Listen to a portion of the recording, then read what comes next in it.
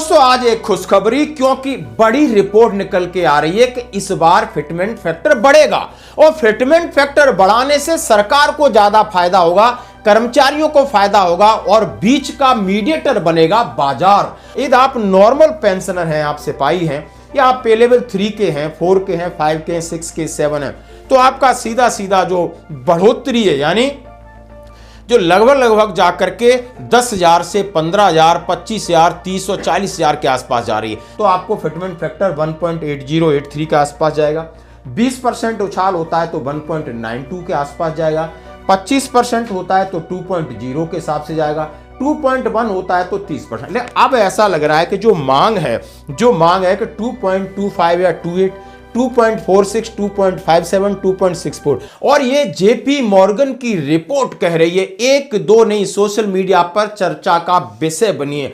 आखिर ये JP Morgan है कौन, हम और आपको ये जानना जरूरी है। यानी जेपी मॉर्गन एक अमेरिकी वित्तीय सेवा कंपनी है जो बैंकिंग, निवेश, वाणिज्य, बैंकिंग यानी जो इन्वेस्टमेंट होता है, बाजार, व्यवसाय, कॉरपोरेट, सारी चीजों का सर्वे और आकलन करती पूरे विश्व में।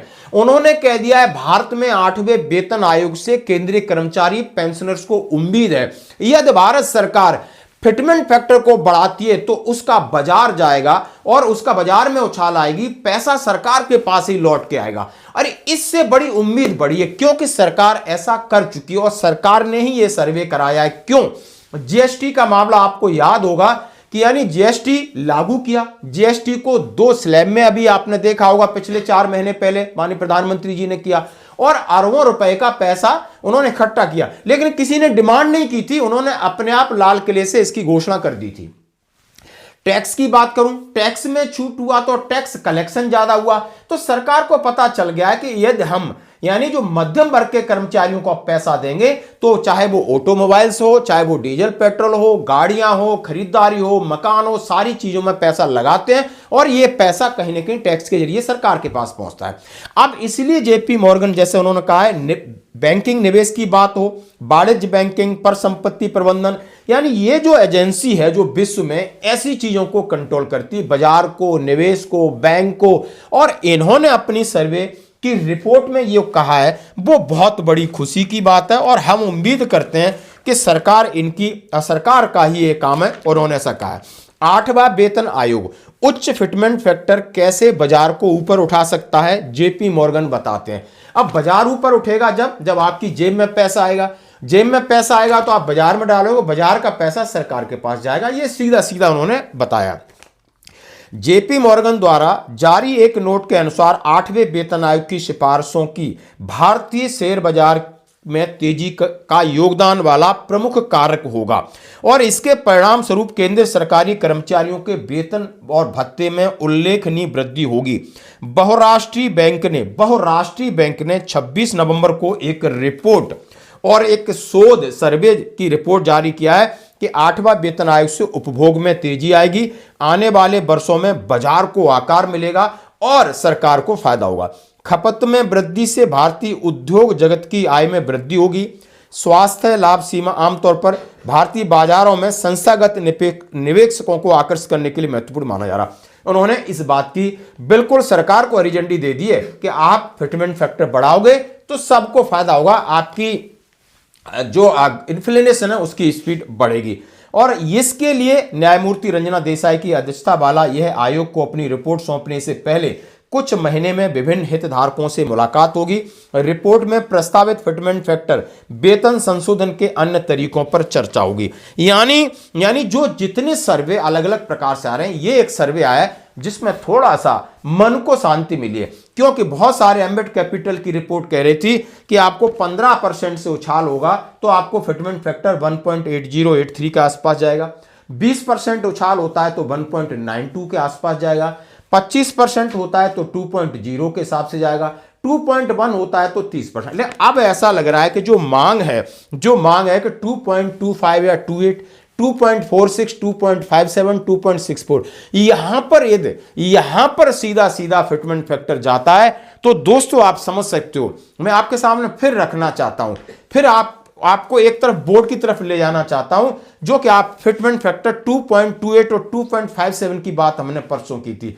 यदि आप नॉर्मल पेंशनर हैं, आप सिपाही हैं, या आप पे लेवल 3 के हैं, 4 के हैं, 5 के हैं, 6 के, 7 हैं, तो आपका सीधा सीधा जो बढ़ोतरी है, यानी जो लगभग जाकर के 10,000 से 15,000, 25,000, 30 और 40,000 के आसपास जा रही है। जैसा कि बोर्ड पे आप देख सकते हो, एक सिपाही है जो कि 20,325 वाला 2.28 से 46,341 पेंशन ले सकता है, और जाकर के जो ऑर्डिनरी कैप्टन है 1,05,564 ले सकता है, सूबेदार मेजर 78,831 ले सकता है, और सूबेदार साहब लगभग 70 से 71,000 ले सकता है, नायब सूबेदार 62 से 63,000 पेंशन ले सकता है। आप समझ सकते हो, ये 2.28 की बात है।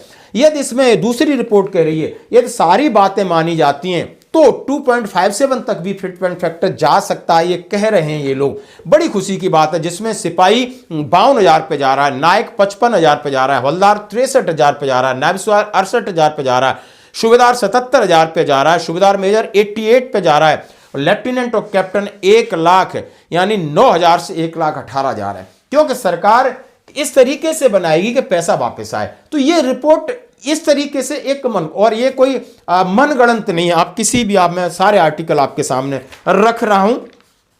अब उन्होंने क्यों कहा है कि 7वां वेतन आयोग लागू हुआ था, 6वां हुआ था, और 6वें में बाजार को गति मिली थी, क्योंकि 40% बढ़ोतरी हुई थी आपकी पे और पेंशन में, 40%। तो उन्होंने कहा है उच्च फिटमेंट फैक्टर से पेंशन और वेतन में तेजी से संशोधन होने से 1 करोड़ से ज्यादा कर्मचारियों पेंशनर्स को आय में वृद्धि होगी। ऐसा कह रहा हूं कि 2008 में 6ठे वेतन आयोग ने वेतन में लगभग 40% की वृद्धि की थी, जिसमें फिटमेंट फैक्टर 1.74 से 1.86 हो गया था। पहली बार ऐसा हुआ था कि यानी जो आयोग ने 1.74 किया था, लेकिन सरकार ने 1.86 कर दिया था, क्योंकि उन्हें पता था कि ये पैसा वापस आएगा। देख सकते हो, और जितना एरियर था उसका भुगतान किया, जिससे वाहनों की बात हो, रियल एस्टेट की बात हो, आवास की बात हो, और खपत को बढ़ावा मिला था। और ये रिपोर्ट यानी एक नहीं दो मैं आपके सामने, क्योंकि उन्होंने कहा है कि 6वां वेतन आयोग के इंप्लीमेंट के बाद चीजें सुधरी थी, और सीधा सीधा कहा। हालांकि 2016 में 7वें वेतन आयोग में फिटमेंट फैक्टर न्यूनतम रहा है। न्यूनतम क्यों रहा है कि डीए 125% था, लेकिन बढ़ोतरी आपकी 14.2 पॉइंट हुई थी। तो वहां पर आपकी महंगाई के साथ जो 7वां वेतन आयोग से बाजार में उतनी गति नहीं मिली थी। अब ये कह रहे हैं वर्तमान में आपकी स्थिति जो डी है 58% है, आगे आपका 60 के ऊपर जाएगा। फिटमेंट फैक्टर बेसिकली 1.60 होगा, उसके ऊपर 20% या 25%, उम्मीद की जा रही कि 40% के ऊपर बढ़ोतरी होती है, तो आप समझ सकते हो 2.28 के आगे जाएगा, 2.28 के फिटमेंट फैक्टर के आगे जाएगा। और उन्होंने कहा ये सारे आंकड़े सरकार के ऊपर कितना पैसा लगेगा, जरा ये बड़ा इंटरेस्टेड है। जेपी मॉर्गन की मीडिया रिपोर्ट का हवाला देते हुए 8वें वेतन आयोग के लागू होने से 42 से 44 अरब डॉलर यानी 3.7 लाख करोड़ रुपए से 3.9 लाख करोड़ रुपए का राजकोषीय प्रभाव पड़ने का अनुमान है। 7वें वेतन आयोग में जब हुआ था तो 1.02 लाख करोड़ रुपए का सरकारी बोझ पड़ा था। जेपी मॉर्गन ने कहा कि 42 से 44 बिलियन डॉलर की धनराशि ऑटोमोबाइल्स, टिकाऊ उपभोक्ता वस्तुओं, संभवतः मध्यम और निम्न आय के आवास जैसे उपभोक्ता क्षेत्रों में मांग को प्रोत्साहित करेगी। यानी जितना आप 44 बिलियन डॉलर आप खर्च करोगे, ये आपकी रियल एस्टेट, आपका उन्होंने कहा वाहन, जो दूसरे ऑटोमोबाइल्स, इन सेक्टरों में पैसा जाएगा और आपके पास आएगा। इसमें कहा गया है खपत में वृद्धि विशेष रूप से द्वितीय और तृतीय श्रेणी के शहरों में स्पष्ट हो सकती है, जहां सरकारी कर्मचारियों का सबसे बड़ा हिस्सा रहता है। और उन्होंने देखो दोस्तों, अब ये सारी चीज उन्होंने कहा है, अब एक दो नहीं, आपके साथ मैं कितनी चीजें शेयर कर रहा हूं, तो ये बहुत अच्छी बात है। और न्यूज अथेंटिकेटेड होने का मतलब उन्होंने प्रमाणित किया है कि, और कहा है कि 6ठे वेतन आयोग का उन्होंने उदाहरण दिया है। और जेपी मॉर्गन एक पूरे विश्व की अर्थव्यवस्था को कंट्रोल करती है, लोग इनसे सलाह मशवरा लेते हैं, तो इन्होंने सरकार को सीधे सीधे सलाह दी, अपनी रिपोर्ट एक सर्वे की हमारे 8वें वेतन आयोग के ऊपर लागू किया है। तो दोस्तों बड़ी उम्मीद है, और ये तथ्य बिल्कुल आपके सामने, किसी को चाहिए तो व्हाट्सएप पे आप मैसेज करो, हम आपके साथ शेयर करेंगे। धन्यवाद।